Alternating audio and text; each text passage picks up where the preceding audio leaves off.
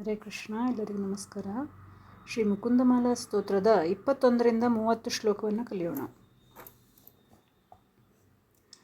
ಭದ್ದೇನಾಂಜಲಿನಾನತೇನ ಶಿರಸಾ ಗಾತ್ರೈಃ ಸರೋಮೋದ್ಗಮೈಃ ಕಂಠೇನ ಸ್ವರಗದ್ಗದೇನ ನಯನೇನೋದ್ಗೀರ್ಣ ಬಾಷ್ಪಾಂಬುನಾ ನಿತ್ಯಂ ತ್ವಚ್ಚರಣಾರವಿಂದಯುಗಲಧ್ಯಾನಾಮೃತಾಸ್ವಾದಿನಾಂ ಅಸ್ಮಾಕಂ ಸರಸೀರುಹಾಕ್ಷ ಸತತಂ ಸಂಪದ್ಯತಾಂ ಜೀವಿತಂ. ಹೇ ಗೋಪಾಲಕ ಹೇ ಕೃಪಾಜಲನಿಧೇ ಹೇ ಸಿಂಧು ಕನ್ಯಾಪತೆ ಹೇ ಕಂಸಾಂತಕ ಹೇ ಗಜೇಂದ್ರ ಕರುಣಾಪರೀಣ ಹೇ ಮಾಧವ ಹೇ ರಾಮಾನುಜ ಹೇ ಜಗತ್ರಯ ಗುರೋ ಹೇ ಪುಂಡರೀಕಾಕ್ಷ ಮಾಂ ಹೇ ಗೋಪೀಜನನಾಥ ಪಾಲಯ ಪರಂ ಜಾನಾಮಿ ನ ತ್ವಾಂ ವಿನಾ.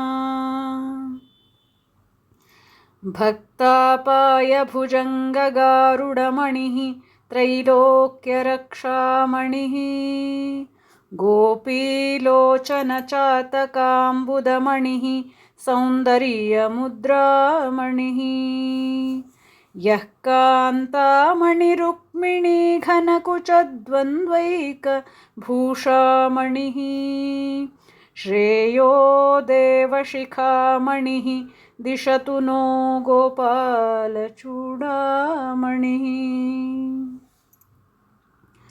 ಶತ್ರುಚ್ಛೇದೈಕಮಂತ್ರಂ ಸಕಲಮುಪನಿಷದ್ವಾಕ್ಯಸಂಪೂಜ್ಯಮಂತ್ರಂ ಸಂಸಾರೋತ್ತಾರಮಂತ್ರಂ ಸಮುಪಚಿತತಮಸ್ಸಂಘನಿರ್ಯಾಣಮಂತ್ರಂ ಸರ್ವೈಶ್ವರ್ಯೈಕಮಂತ್ರಂ ವ್ಯಸನಭುಜಗಸಂದಷ್ಟಸಂತ್ರಾಣಮಂತ್ರಂ ಜಿಹ್ವೆ ಶ್ರೀಕೃಷ್ಣಮಂತ್ರಂ ಜಪ ಜಪ ಸತತಂ ಜನ್ಮಸಾಫಲ್ಯಮಂತ್ರಂ.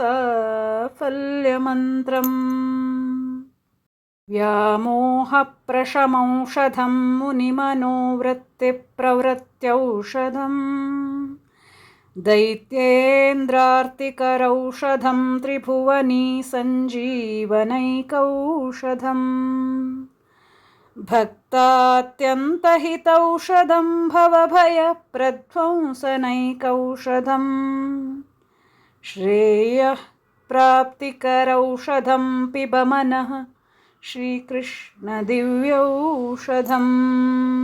ಆಮ್ನಾಯಾಭ್ಯಸನಾನ್ಯರಣ್ಯರುದಿತಂ ವೇದವ್ರತಾನ್ಯನ್ವಹಂ ಮೇದಶ್ಛೇದಫಲಾನಿ ಪೂರ್ತವಿಧಯಃ ಸರ್ವೇ ಹುತಂ ಭಸ್ಮನಿ ತೀರ್ಥಾನಾಮವಗಾಹನಾನಿ ಚ ಗಜಸ್ನಾನಂ ವಿನಾ ಯತ್ಪದದ್ವಂದ್ವಾಂಭೋರುಹ ಸಂಸ್ಮೃತಿಂ ವಿಜಯತೆ ದೇವಃ ಸ ನಾರಾಯಣಃ.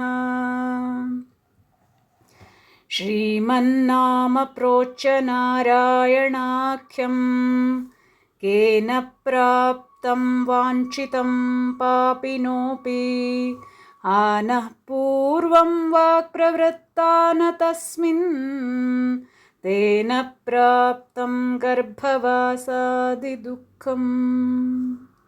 ಮಜ್ಜನ್ಮನಃ ಫಲಮಿದಂ ಮಧುಕೈಟಭಾರೇ ಮತ್ಪ್ರಾರ್ಥನೀಯಮದನುಗ್ರಹ ಏಷ ಏವ ತದ್ಭೃತ್ಯ ಭೃತ್ಯ ಪರಿಚಾರಕ ಭೃತ್ಯ ಭೃತ್ಯ ಭೃತ್ಯಸ್ಯ ಭೃತ್ಯ ಇತಿ ಮಾಂ ಸ್ಮರ ಲೋಕನಾಥ. ನಾಥೇನ ಪುರುಷೋತ್ತಮೇ ತ್ರಿಜಗತಾಮೇಕಾಧಿಪೇ ಚೇತಸಾ ಸೇವ್ಯೇ ಸೇವ್ಯಪದಸ್ಯ ದಾತರಿ ಸುರೇ ನಾರಾಯಣೇ ತಿಷ್ಠತಿ. ಯಂ ಕಂಚಿತ್ ಪುರುಷಾಧಮಂ ಕತಿಪಯಗ್ರಾಮೇಶಮಲ್ಪಾರ್ಥದಂ ಸೇವಾಯೈ ಮೃಗಯಾಮಹೇ ನರಮಹೋ ಮೂಕಾವರಾಕಾವಯಂ